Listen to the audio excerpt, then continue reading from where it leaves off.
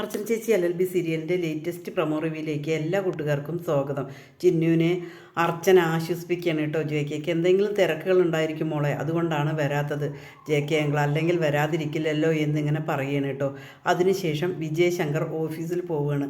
ആര്യ ഇപ്പോൾ വലിയ മുഖമൊന്നും കൊടുക്കുന്നില്ല വിജയ് ശങ്കറെ. ആര്യ മാറി നിൽക്കുകയാണ്. അതേപോലെ തന്നെയാണ് അന്ന് അടിക്കാൻ പോയ കാരണം. അതിനുശേഷം ആര്യയ്ക്ക് ആകെ മൊത്തം ഒരു മാറ്റമാണ് കേട്ടോ. വിജയശങ്കറിന് ആകെ മൊത്തം മാനസികമായിട്ടൊരു വിഷമമാണ്.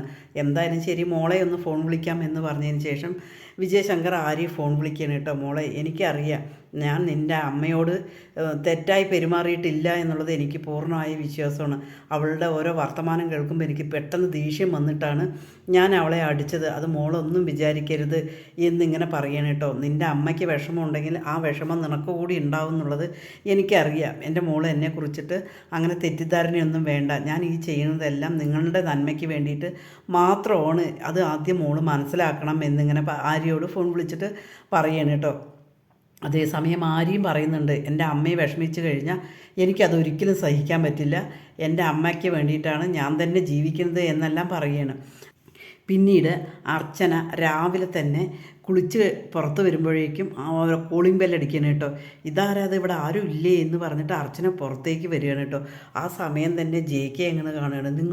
നിങ്ങളെന്തിനാണ് ഇവിടെ വന്നിരിക്കുന്നത് എന്ന് ചോദിക്കുകയാണ് കേട്ടോ. ഞാൻ ചിന്നുമോളിനൊരു ഗിഫ്റ്റ് കൊടുക്കാൻ വേണ്ടിയിട്ട് വന്നിരിക്കുകയാണ്. ഇന്നലെ പിറന്നാളായിരുന്നില്ലേ, ഇന്നലെ എനിക്ക് വരാൻ പറ്റില്ല, എന്നൊരു ഗിഫ്റ്റ് കൊടുക്കാൻ വേണ്ടി വന്നിരിക്കുകയാണ് എന്ന് പറയും. നിങ്ങളെ എങ്ങനെ ചിന്നു അറിയും? എൻ്റെ മോളെ ആരും അറിയാത്തവരുടെ ഒന്നും ഗിഫ്റ്റ് വാങ്ങാറില്ല അവൾ. നിങ്ങൾ ഇറങ്ങിപ്പോ, അതോ ഞാനിനി വല്ല പ്രശ്നത്തിനും ബഹളം വെക്കണോ എന്നിങ്ങനെ ചോദിക്കണം കേട്ടോ. അതേസമയം JK ഒന്നും മിണ്ടാതെ നിൽക്കണം കേട്ടോ. നിങ്ങൾ ആദ്യം ഒന്ന് അടങ്ങ്, എന്നിട്ട് ചിന്നുമോളെ ഒന്ന് വിളിക്കുക എന്ന് പറയണം കേട്ടോ. അതേസമയം അനന്തരം മൂന്തനും എല്ലാവരും അങ്ങോട്ടേക്ക് വരികയാണ്. അവർക്ക് കാര്യങ്ങൾ അറിയാമല്ലോ, ആ JK ആണ് ഈ JK എന്നുള്ളത് മനസ്സിലായിട്ടുണ്ടല്ലോ. പെട്ടെന്ന് തന്നെ ചിന്നുമോള് വരികയാണ് കേട്ടോ. ചിന്നുമോള് വന്നിട്ട് JK അങ്കിളെ എന്ന് പറഞ്ഞിട്ട് പെട്ടെന്ന് ഓടി പോവുകയാണ് കേട്ടോ. അത് കാണുമ്പോഴാണ് അർച്ചന ആകെ ഞെട്ടിപ്പോവുകയാണ് കേട്ടോ. ഇതാണോ ആ JK അങ്കിള് എന്നിങ്ങനെ വിചാരിക്കുകയാണ് കേട്ടോ.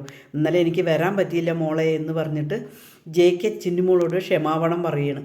അതേസമയം അർച്ചന ആകെ അന്തം വിട്ട് നോക്കി നിൽക്കുകയാണ്. ഇതിനി എന്താ ഞാൻ ചെയ്യുക എന്നുള്ളത്, എങ്ങനെ ഈ മോളോട് പറഞ്ഞിട്ട് ഇയാളുടെ സ്വഭാവം പറഞ്ഞ് മനസ്സിലാക്കുക എന്നറിയാതെ അർച്ചന ആകെ അന്തം വിട്ട് നിൽക്കുക.